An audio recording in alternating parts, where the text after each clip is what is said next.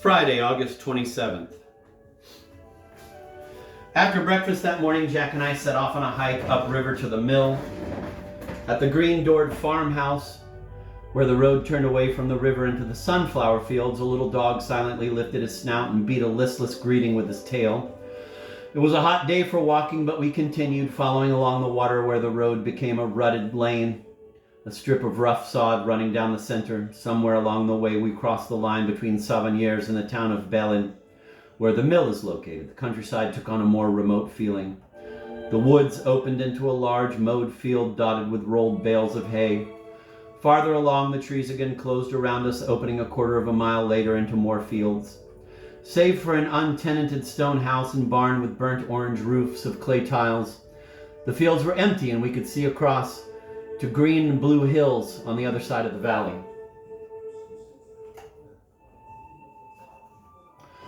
Sometime long after 1 o'clock, we arrived at the mill. Even on this blazing day, it was a refreshing sight, reflected in the water, its great wooden wheel immobile. A crescent-shaped sandbar formed a deep pool before it. We were amused to find two men fishing together in nonchalant indifference to a sign that prohibited fishing, nailed into the tree trunk against which one of them stood resting. From behind the hedge of the garden of what appeared to be the mill owner's house, a little dog barked frantically as we passed. The road had turned to pavement again and took us by the new electric-powered mill and over a bridge spanning a rush-choked moat that separated the mill yard from the modest houses of the neighborhood beyond. In French fashion, the gardens were clearly delineated according to function by low boxwood or perhaps lavender hedges. An area of grass or pavement for sitting and dining immediately outside the house, a mixed plot of roses and vegetables in neat rows, and a tool shed set back in one corner. There was an orderly sameness to the design, yet individuality was beautifully apparent with each person's choice of flowers, shed, and vegetables. Eventually, we arrived at the main road and were happy to find ourselves at the cafe where Letty, Madeline, Mona, and I had eaten lunch so perilously close to the oncoming traffic that first day following Madeline's arrival. Coming from the riverside, we now discovered a dining pavilion in the garden behind and gratefully took a table in its shade. Having delivered lunches to another party, the waitress disappeared into the cafe without acknowledgement of our arrival. After what seemed an inordinate wait, I went in to see about ordering some lunch. The proprietor waved his hands. "Ferme," he insisted. I looked at the clock. It was past 2. "Possible sandwich hamon. Pour deux, s'il vous plaît." He nodded. "Oui." "Un beer et un coca." "Oui, merci, monsieur." Back outside, I told Jack, "I don't think this guy likes Americans." "Why? What makes you say that?" he asked, leaning back and stretching his legs. "It's only a few minutes past 2. He could have given us lunch." "Well," Jack observed judiciously, "when they say 12 to 2, that's what they mean." "You think that everyone in France is eating a ham sandwich?" "They are if it's after 2 o'clock, he replied. The man appeared with our order. The cold drinks in the hot afternoon were like an elixir, and the sandwich jamons deliciously revived our strength. Looking out across the fields, we sat talking for a long time about France and about ourselves, and for the first time in all the years I had known him, Jack said, "You know, I think I'll be published soon." It was as though the serenity and beauty of this time away in France had worked some subtle magic that brought a vision of change to all of us. When we got back, the house was empty, but before leaving, the others had closed the windows and pulled all the draperies, and the thick stone walls still held in the cooler air of the morning. Exhausted from our long walk, we read and dozed until the 4 of them returned late that afternoon with a box of magnificent peaches, every one large and perfect, the color of a Titian red, with a green leaf or two still caught at the stems. Their aroma filled the air. They were perfectly ripe. 4 were already missing from the flat. I grabbed one and bit into it. It was everything I had remembered a seasoned peach to be. Sweet, juicy, and as fulfilling to the taste buds as the golden color of the flesh was to the eye. Agnes had brought a bottle of Pimm's No. 1 for a Pimm's cup, the original gin sling made from a mixture of Pimm's with ginger ale or club soda, flavored with mint and served over ice with lemon, orange, and cucumber rinds. Dinner. Potato salad and a raspberry honey dressing peach custard tart. While the rest of the group was enjoying this odd cocktail out on the terrace, Letty put together a cold salad of potatoes, peppers, and peas and a dressing of raspberry vinegar sweetened with honey. I could still taste goat, which she served with a baguette cut into large croutons, spread with butter, parmesan, and fresh basil, and toasted under the broiler.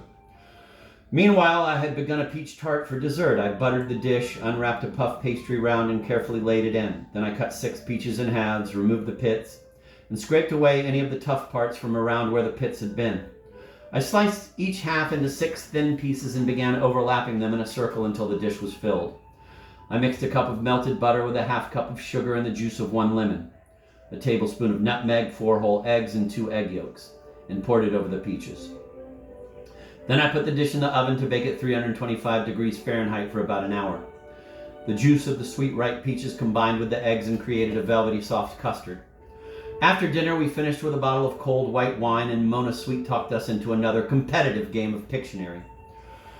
Saturday, August 8th. On our first day in 7 years, we had noticed the La Saponeria, a masted, square-rigged wooden boat perhaps 40 feet long, with a great wooden rudder and a cabin sitting in the middle of the deck. It was moored in the river just below the campground at the edge of the village. It was this boat that had carried the grain upriver to the mill and back again as milled flour on the day of the donkey festival. Jack speculated that the name was derived from the flower saponaria, soapwort or bouncing bet, which grows abundantly in the sandy wastes along the roadsides and is depicted on the signs entering and leaving 7 years.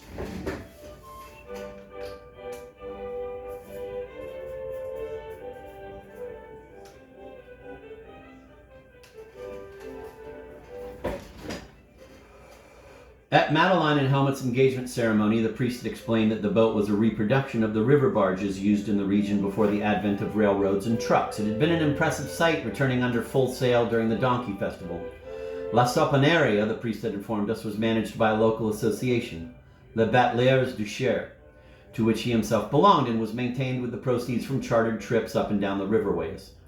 The longest of these voyages lasted for several days and followed the Loire all the way out to the Atlantic.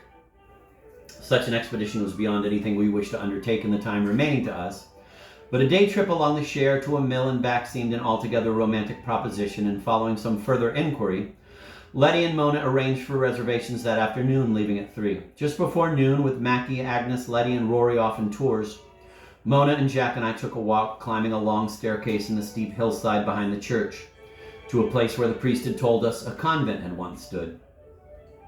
Tradition has it that saying a rosary on each of these 100 steps will grant an answer to any prayer.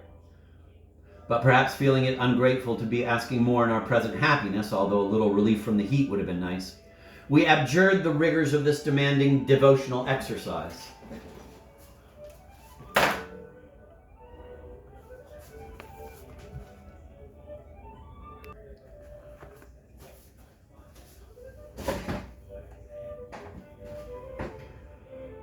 At the top of the climb, we found ourselves on a path that led into a shaded trail through overgrown brush and low-hanging trees that completely obscured any view of the town below.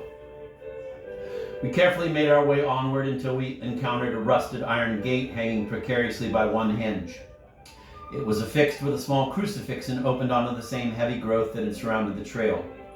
As we stepped through to the other side, I had an odd feeling of something hallowed and forbidding about this place. Perhaps Mona felt it as well. "Maybe we shouldn't be wandering around in here," she said. We turned and passed back through the gate, touching the crucifix for luck as we left. We followed the trail until it brought us down on the other side of the town, where we circled around and headed back to the main street.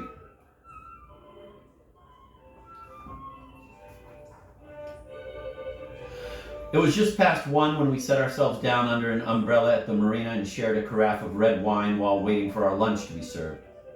Madame brought out the plat du jour, a pork steak with ratatouille and hunks of fresh baguettes to dip in the pork juice. How will we ever return to life in Maine?" Jack joked, savoring a forkful of the meat. "Well, we can't," Mona replied. "We're going to have to stay here for the rest of our lives."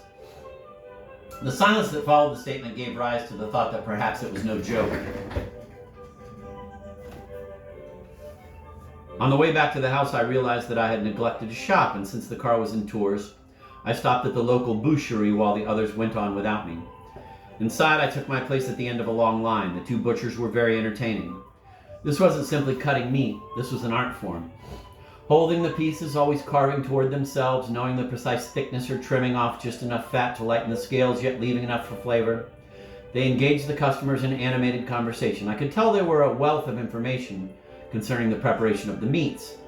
And had I been able to understand the language better, I might have avoided what turned out to be the unfortunate results of my uninformed selection.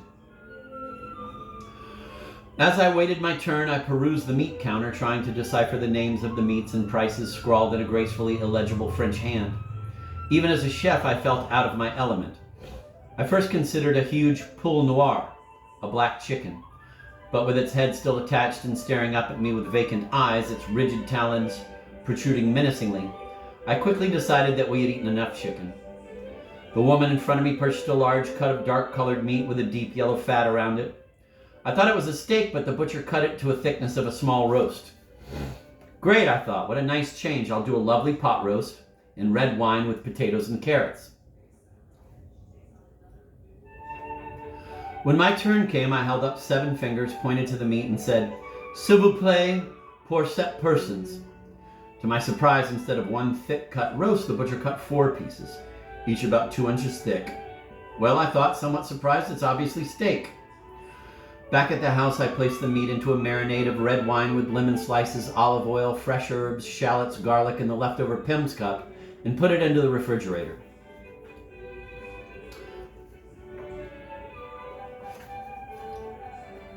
Sometime after 2 o'clock, everyone returned from tours. They had been shopping at Les Halles and brought back 3 kinds of cheese: an inexpensive but tasty blue, an exquisite camembert, and a small wedge of a slightly sharp, semi-soft cheese with a thick brown crust. There were fresh strawberries, zucchini, carrots, tiny little fingerling potatoes, a great hunk of butter, and fresh artichokes. 2 of the artichokes were in bloom with colossal purple flowers, which Letty put into a small vase. I told them of my trip to the boucherie and opened the refrigerator door to show them the marinating steaks. "You've been doing all the cooking. Let me grill them for you," Mackie suggested. Like most men, he was vain about his prowess with the open flame and anxious for an opportunity to display his primal capacities. "I look forward to any event in which someone is cooking for me," I answered, happily agreeing to his request. By now it was time to head off for our excursion on La Soponeria. On boarding, the captain immediately served us each a glass of wine. Beside the 5 crew members and the 7 of us, there was 1 other passenger, a lady friend of one of the crewmen. 13 people in all. Since I am always alert to the catastrophic possibilities of any mode of travel, the number was ominous to me and, given the size of the boat, frankly a little too tight. Unfortunately, there was insufficient wind for the sail, so we putted slowly upriver, powered by an inboard motor. The captain continued to ply us with wine the whole way. By the 3rd glass, the boat had begun to feel more cozy than crowded, and I decided the current didn't appear particularly vigorous as I calculated the distance of the swim to shore. 2 of the crewmen began to sing, and by the 3rd stanza we were following after a fashion. When the song was over, we applauded while the captain refilled our glasses. Now, if ever, was the perfect opportunity for us to perform the songs that Letty had been teaching us in the weeks past. We began with the round Hibou et Coucou, the owl and the cuckoo, following it with Chevaliers de la Table Ronde, the drinking song, in which the crew exuberantly joined. Rory, who had been restricted to a single glass of wine, began looking for a lifeboat. For all of the wine we had drunk since arriving in France, none of us ever felt as though we were getting even tipsy. I don't know if it was the sun or if we'd simply exceeded our limits this day, but with each glass, our singing seemed to get better and better. We sounded fabulous. When Mackie and I launched into a rendition of Moonlight Bay in 2 parts, I was convinced I could not only sing tenor, but that my harmony was enviable. Well, maybe I did get a little blotto. By 4 o'clock, we rounded the last bend and the mill appeared as if it had stood through so many long summer days before this one. The captain shut down the motor and the crew dropped anchor. We sat for a while, moored peacefully. It was wonderful to see this now familiar terrain from the vantage point of the water. Small birds flitted through the thickets along the bank. The heat and the stillness of the water made us drowsy and content. But soon it was time for our return. On the way back, the crew unfurled the sails with great flourish and hopefulness. but there was still insufficient wind, and alas, the sails were once again furled. It was 6 o'clock before we finally drifted back to the dock where we had boarded. The crew insisted on opening a last bottle of champagne, and when a beautiful black woman with a baguette under one arm and 2 teenage girls in tow passed, they waved her aboard to share a drink with us. In the course of our conversation, she explained that her mother was from Souvenirs and had met her father in the Congo. She now spent her summers vacationing here. The 2 girls, her nieces, were very pretty, and I wonder what Rory thought of them. But secreted behind the mirrors of his sunglasses, he let nothing slip. When we had finished the wine, we all shook hands, said our goodbyes, and trudged back uphill to the house. Dinner. Grilled meat and a nice green salad. That evening, the heat having lingered from the day, we carried the dining table out onto the terrace for dinner. We were all very hungry and would have eaten earlier except for a problem with the grill. Using some scrap wood from the caves, Mackie started a fire which unexpectedly flared quickly into high flames. Given the dryness of the long hot spell, I stopped dead in my tracks, carrying out the marinated meat, somewhat alarmed. The flames were so bright that they lit up the garden. "Hey, what's going on?" I heard Mona yell from somewhere in the house, just as Letty, carrying a pot of water, pushed me aside and ran to the grill, and dousing the fire, created a loud sizzle and a mushroom cloud of steam. "Cool," Rory observed quietly.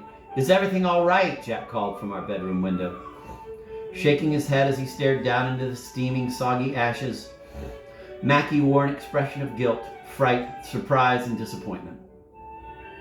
The pride of his grilling acumen evaporated with the steam. But cautiously tipping the grill to spill the excess water, he confidently assured the rest of us, "This is nothing, I can fix this," and began to rebuild the fire, an effort that was complicated by the bottom of the grill now being filled with wet ashes.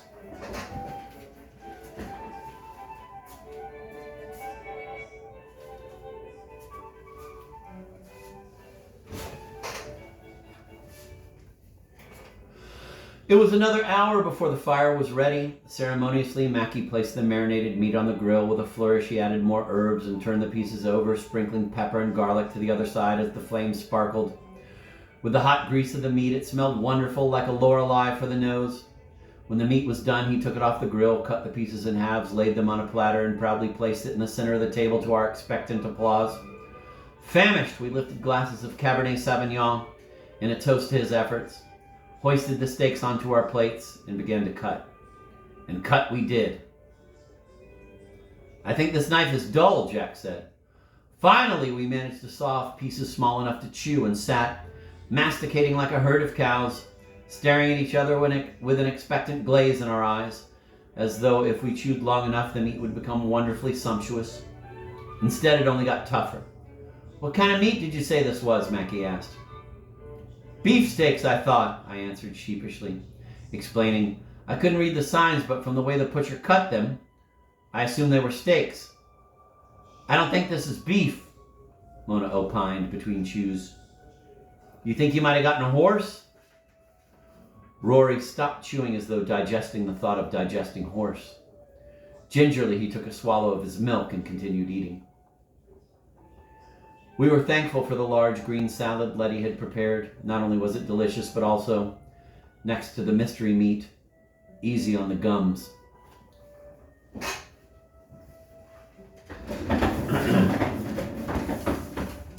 Sunday, August 9th.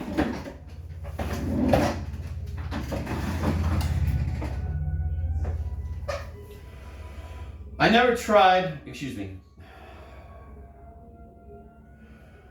never tired of my morning trip to the patisserie, and with less than a week now before our return home, I tried to imagine myself back in Maine.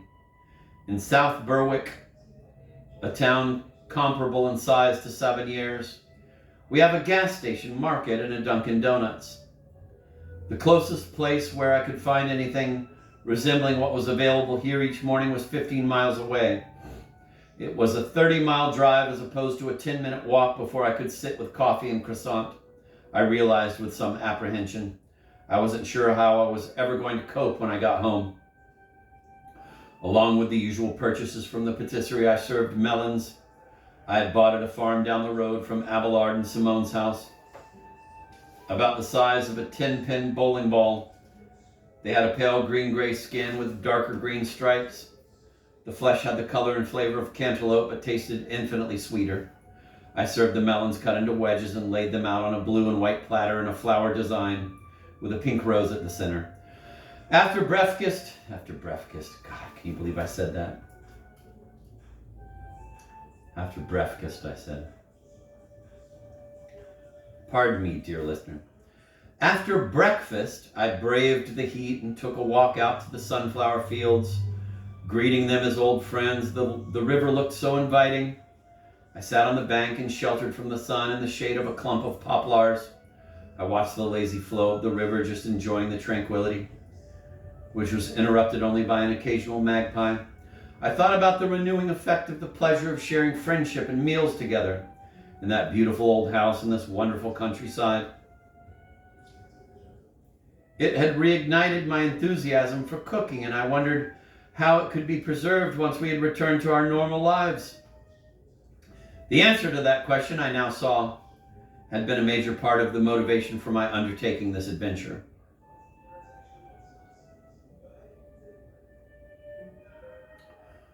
By the time I got back, the temperature had soared to 104 degrees for the second day in a row. Too hot to cook. There were peaches, melons, strawberries, the cheeses that Letty had bought at Les Halles, and an extra baguette from breakfast. We drank an ice-cold Riesling and nibbled on these delicacies under the shade of the boxwood.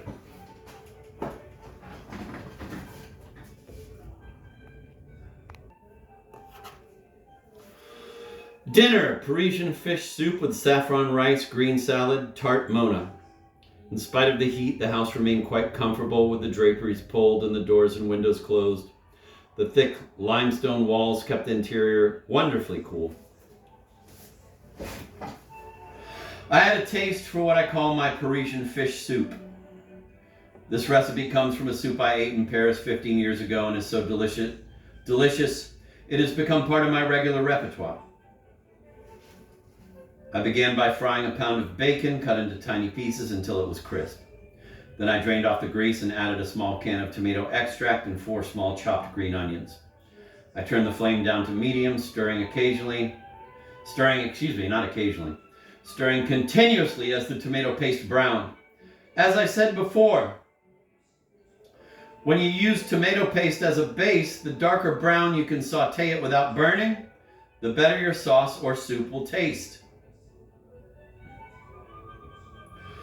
When it was a rich russet color, I added 2 large cans of plum tomatoes with their juices, 4 cups of fish stock made from bouillon, half a bottle of a good dry red wine, 4 medium-sized carrots sliced thinly, about 2 cups of chopped and washed leeks from the garden, a cup of chopped fennel, and 2 large diced red peppers. Bringing it to a boil, I added some salt, pepper, and fresh tarragon, then turned it down and let it simmer for just about 2 hours.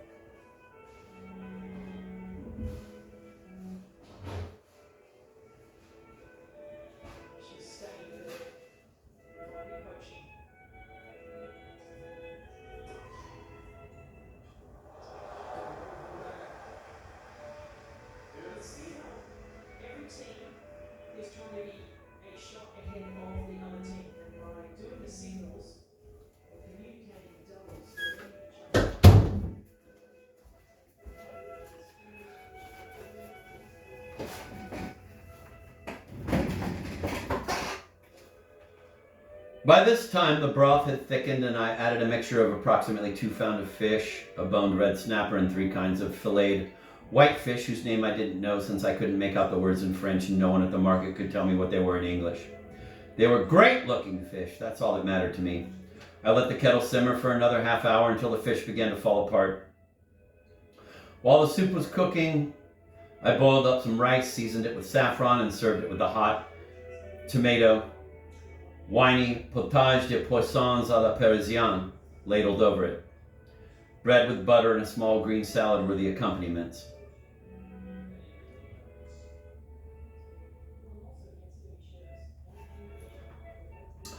I had picked up a large container of Nutella after Mona had brought back a tiny jar of it from the market a few days earlier.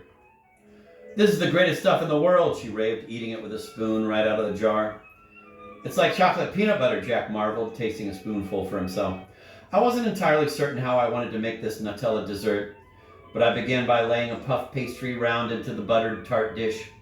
I pulled out the blender and began by adding 5 whole eggs with 3 extra yolks, 2 cups of Nutella, 2 cups of creme fraiche, and 4 tablespoons of flour.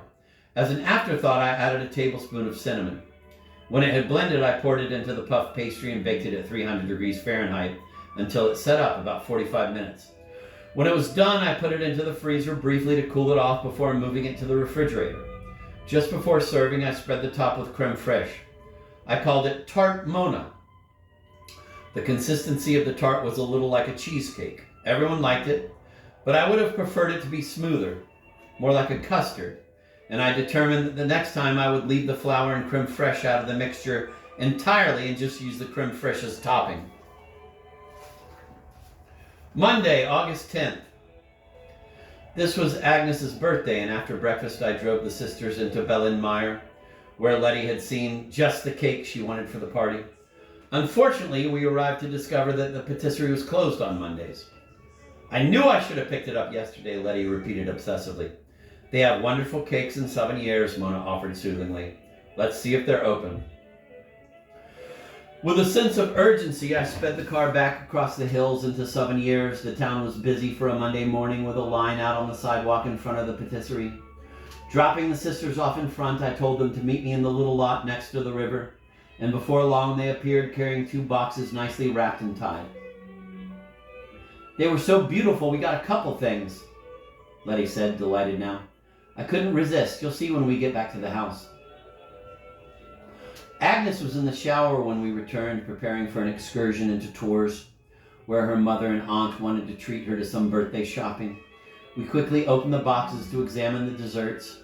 In the first, there was a cake with a bottom and top layer of genoise, French sponge cake, filled with a thick strawberry mousse. The top was covered in a clear strawberry gelatin with a lovely decoration of fleur de lis piped on in chocolate. The second box held a tart, a butter pastry filled with fresh raspberries, also coated with the gelatin, so that the fruit seemed suspended under glass, like an elegant paperweight. Later that morning, Rory, Mackie, and the 3 women piled into the car and headed out for Tours. Rory had decided to give the cyber cafe a second chance, and Mackie had been elected to be the driver. While Jack retired upstairs to read, I took a long walk into the hills up past Simone and Abelard's, circling back around to the other side of the village. Returning to the house, I suggested a late lunch, and Jack and I walked back into the town to the marina. It was so pleasant in the little garden behind the cafe, cool despite the heat, under the shade of the hillside that rose up sharply behind, that we lingered for some time there. It was 3 o'clock before we got back, and still the others hadn't returned. Delighted by this opportunity to cook without interruption, I busied myself with preparations for the evening celebration.